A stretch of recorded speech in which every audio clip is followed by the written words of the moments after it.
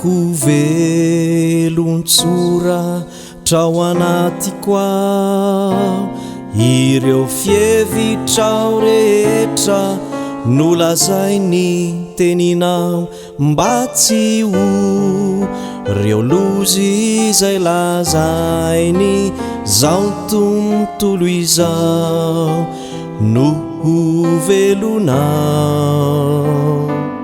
Ako velontsora trao ampoko ao fa fitiavana mandraky izay no itiavanao ay mba tsy ho raha fifalina po ka ty omeny izao tontolo izao no velonao.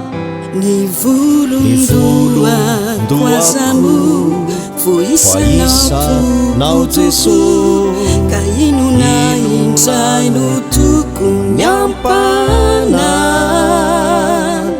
miakanjo vesa sy sakafo marina fa hoe mialafo mahay mampona nefileo omenao ao fa ny zavatra rehetra mety ho ilainy izao fiainako izao tompo dia feo ampelatananao.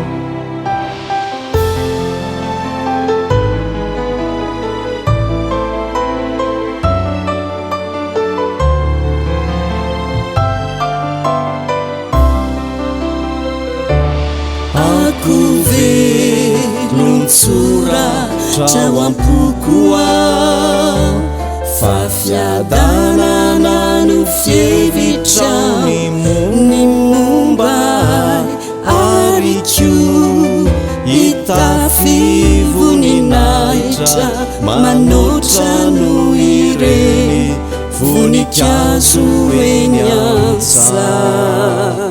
Ny volondohako azamo voaisanao Jesosy ka inona indray no tokony ampana miakanjo vesa ny sakafo marina fa to mialafo mahay maim-pona nefireo nomenao ao